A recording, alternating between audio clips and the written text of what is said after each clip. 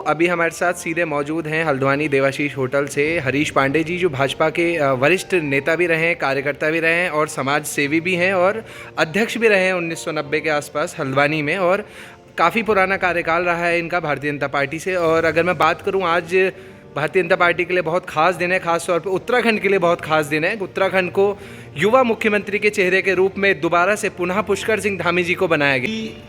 अभी कुछ दिन पूर्व जो 14 तारीख को मतदान हुआ था, 14 फरवरी को, और ये जो चुनाव हुआ, ये उत्तराखंड का 2002 में उत्तराखंड राज्य का पहला चुनाव हुआ था। 9 नवंबर 2000 को हमारा राज्य बना। 2002, 2007, 2012, 2017 और ये 2022 पाँचवा चुनाव है।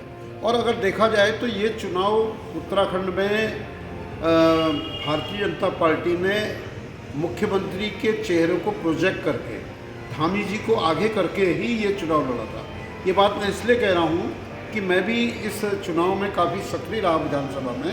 तो जगह जगह जो हमने जनसभाएं की, तो उन जनसभाओं में हमने बोला कि जो पुष्कर सिंह धामी जी ने कुछ ही समय में जो इतनी बड़ी 18 घंटे, 20 घंटे, 22 घंटे अपने समय के अनुसार काम किया और कई योजनाओं को उन्होंने धरातल पर उतारा है, और उनसे हमारा वोट बैंक बढ़ा है और निश्चित रूप से हम जीतेंगे। ऐसा हमने जनसभाओं में उनके द्वारा किए हुए कार्यों की बातों को भी रखा। जैसे एक काम मैं बताना चाहता हूँ, एक बार हमारे विपक्षी दलों ने ये बोलना शुरू किया कि उत्तराखंड में बेरोजगारी है और भारतीय जनता पार्टी युवाओं को रोजगार नहीं दे रही। 18 वर्ष का जो मतदान के लिए तैयार हो जाता है, उसका अधिकार हो जाता है। तो हमारे विपक्षी दलों ने, चाहे कांग्रेस हो, चाहे आप हो, सपा हो, बसपा हो, यूकेडी हो, जितने भी हमारे विपक्षी दल थे, उन्होंने युवाओं को केंद्रित करके ये भ्रमित करने का प्रयास किया ताकि युवा वर्ग हमारी ओर जुड़ जाए और बीजेपी के खिलाफ मतदान करे। लेकिन धामी जी बड़े सूझबूझ से काम ले रहे थे, बड़ी दूरदर्शिता से उन्होंने काम लिया। मतदान से नौकरियां हमारी रुकी हुई थी, किन्हीं कारणों से हम उनको क्रियान्वित नहीं कर पा रहे थे। 25,000 उन्होंने युवाओं को रोजगार दिया। उससे भी युवाओं में एक अच्छा मैसेज गया है, क्योंकि वो खुद युवा मुख्यमंत्री रहे। अगर मैं कहूँ तो इतने कम समय में अगर उनकी क्षमता कम थी, तो पूरे ये जो 47 सीटें आई हैं, मैं चुनाव से 3 महीने पूर्व जब मार्केट पर निकला था और कई लोगों से मैंने बात करी, तो बार बार लोग ये कहते, देखो भारतीय जनता पार्टी मुख्यमंत्री बदलने में लगी है। पहले त्रिवेंद्र सिंह रावत बनाए, फिर तीरथ सिंह रावत बनाए, अब पुष्कर सिंह धामी ले आए, कहाँ से जीतेंगे? और लोग तो 25 सीटों की बात कर रहे थे, बोले 20-25 सीट आ जाए, बहुत बड़ी बात है। यहाँ से पूर्व एग्जिट पोल की बात आ रही थी, तो जितने भी हमारे न्यूज़ चैनल थे, कोई बता रहा था 36 पे था, वो इस प्रकार का था। एक बैलेंस जो है, किसी भी न्यूज़ चैनल ने ये नहीं बताया कि 40 सीटें भारतीय जनता पार्टी को मिल सकती है। इसलिए ये जो 47 सीटें मिली हैं, इसका श्रेय भी सीधा हमारे धामी जी को जाता है। और जहाँ तक अभी आपने एक बात करी खटीमा क्षेत्र की, तो मैं लालकुआ की बात कहना चाहता हूँ कि लालकुआ में भी बहुत बड़ा चेहरा था हरीश रावत जी, जो मुख्यमंत्री का चेहरा था, और वो तो क्लियर थे कि वो ही मुख्यमंत्री बनेंगे। लेकिन लालकुआ में वहाँ की जनता ने उनको नकार दिया, और कम नहीं, लगभग मैं सोचता हूँ 16,000 वोट से बाहर है।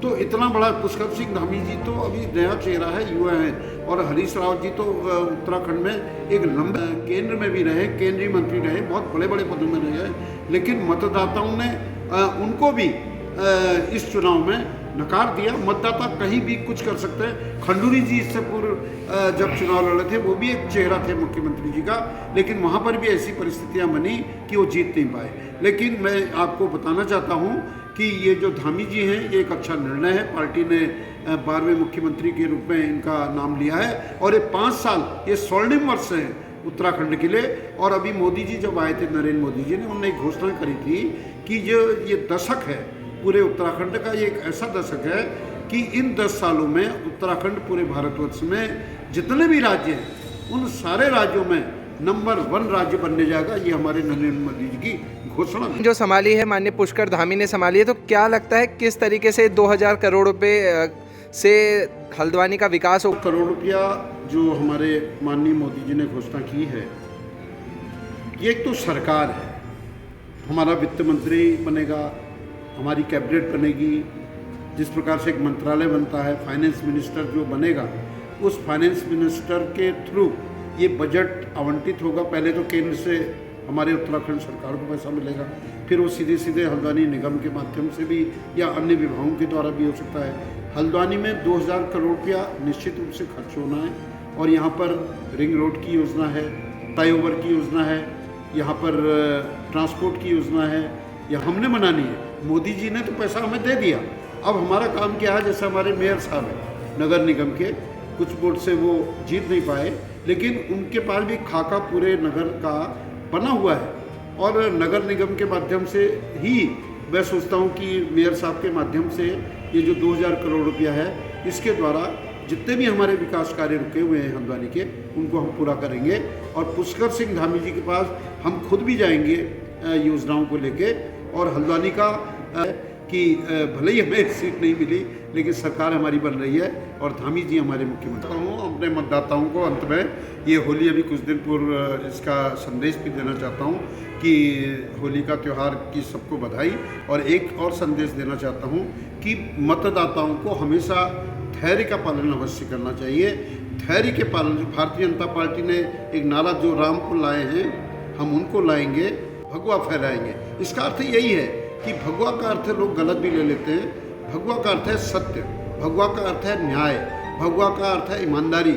आज उत्तर प्रदेश में जो हमारे आदित्य योगी जी ने करके दिखाया है, वहाँ भी लोग कह रहे थे अब तो आ ही नहीं सकती सरकार, लेकिन उत्तर प्रदेश, मणिपुर, गोवा और उत्तराखंड में भारतीय जनता पार्टी ने आकर ये फिर से साबित कर दिया है कि भारत की जनता, भारत के मतदाता, कहाँ मणिपुर है, कहाँ गोवा है, कहाँ उत्तर प्रदेश है, कहाँ उत्तराखंड है, ये पूरे भारतवर्ष का प्रतिनिधित्व किया है इन चुनावों ने। इसलिए भारत की मतदाताओं का आभार प्रकट करते हुए, यहाँ की जनता का आभार प्रकट करते हुए मैं कहना चाहता हूँ कि आने वाले समय में भी हर घर ने, हर मतदाता ने, युवाओं ने भारतीय जनता पार्टी से जुड़ना चाहिए। यही पार्टी इस देश को विश्व गुरु बना सकती है। धन्यवाद। धन्यवाद बाबू।